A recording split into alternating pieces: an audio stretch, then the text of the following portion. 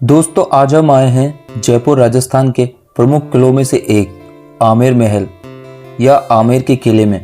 आमेर महल को अंबर पैलेस या अंबर का किला भी कहा जाता है। यह किला जयपुर के आमेर नामक स्थान पर एक पहाड़ी पर स्थित है। जयपुर शहर से इसकी दूरी 11 किलोमीटर है। यह किला देसी विदेशी पर्यटकों के लिए मुख्य आकर्षण का केंद्र है। आपको बता दें कि 2013 में इस किले को यूनेस्को वर्ल्ड हेरिटेज में शामिल किया गया है। आमेर किले में मुगल आजम, जोधा अकबर, वीर, लाल बादशाह जैसी अनगिनत फिल्मों को फिल्माया जा चुका है। यह किला इतना प्रसिद्ध है कि औसतन 6000 लोग यहाँ रोज घूमने आते हैं। जयपुर रेलवे स्टेशन और बस स्टैंड से इस किले तक पहुँचने के लिए बस, ऑटो रिक्शा या टैक्सी के माध्यम से भी आसानी से पहुँचा जा सकता है। मुख्य सड़क से किले का मुख्य द्वार काफ़ी ऊंचाई पर है। क्योंकि यह किला पहाड़ी पर बना हुआ है, इसके लिए आप पैदल मार्ग या सफारी की सवारी के माध्यम से भी किले तक पहुंच सकते हैं, या फिर आप हाथी की सफारी का भी मज़ा ले सकते हैं। अभी फ़िलहाल जिसका शुल्क 1100 रुपये है।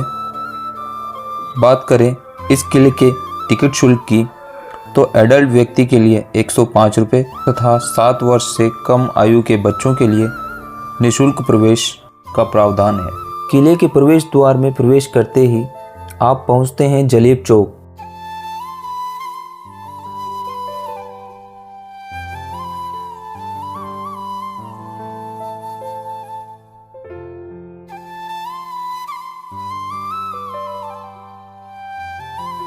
जहां आप शीला माता मंदिर में माता के दर्शनों का लाभ ले सकते हैं। फिलहाल मंदिर के दरवाजे खुले नहीं हैं। इस मंदिर की स्थापना राजा मानसिंह जी ने अपने कार्यकाल में करवाई थी। दोस्तों सामने की ओर है सिंह द्वार, जो कि किले का मेन एंट्री गेट है, जिस पर बड़े बड़े सागवान की लकड़ी के दरवाजे लगे हुए हैं, जिन पर पुराने समय में काम आने वाले ताले लगे हुए हैं। आगे चलने पर बना है एक बड़ा सा चौक। सामने की ओर बना है दीवाने आम, जहां राजा जनता की समस्याओं का निपटारा किया करते थे।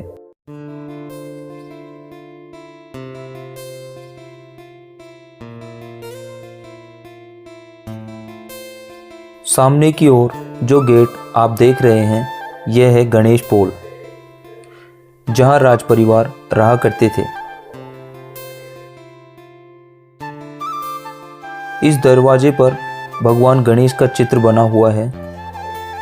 इसके साथ ही इस द्वार को सुंदर मीनाकारी से सजाया गया है।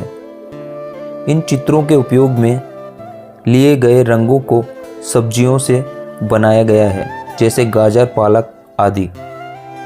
आपको जानकर आश्चर्य होगा कि यह चित्र 300 वर्षों से ज़्यादा पुराने हैं, जो कि आज भी जीवंत लगते हैं।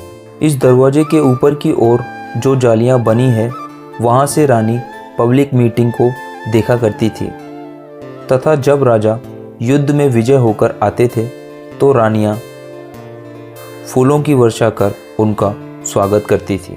दीवाने आम से लगकर जो ये स्थान आप देख रहे हैं, वहां राजा के मुनीम बैठा करते थे, जो कि राज्यों से आने वाले टैक्सों का लेखा जोखा किया करते थे। दोस्तों यह है इमाम खाना या कहें स्नान घर, जहां रानी नहाया करती थी।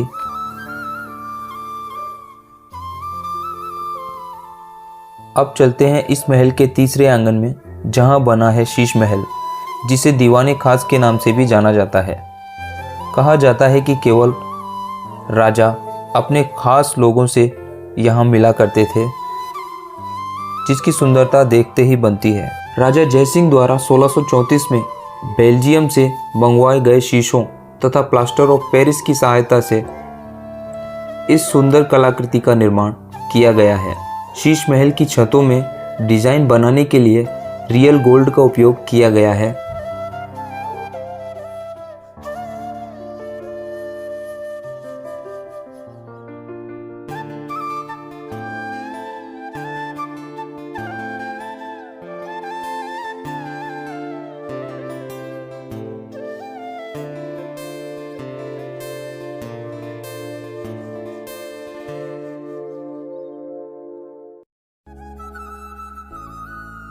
राजा जयसिंह की एक रानी का बेडरूम दाईं ओर तथा दूसरी रानी का बेडरूम बाईं ओर है।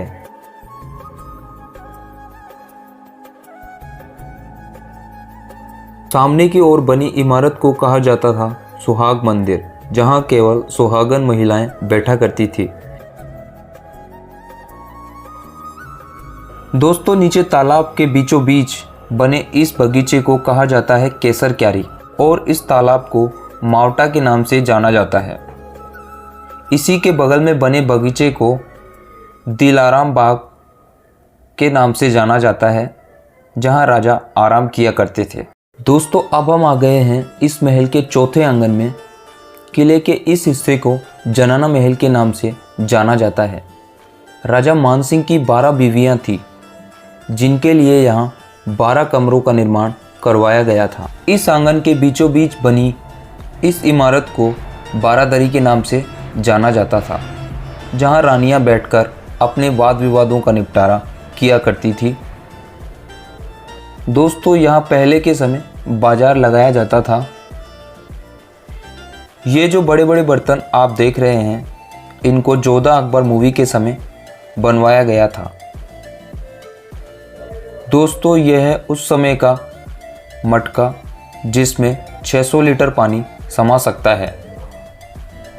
तो दोस्तों, आज के इस वीडियो में बस इतना ही। अगर आप जयपुर घूमने आएँ तो आमेर महल ज़रूर आएँ। धन्यवाद।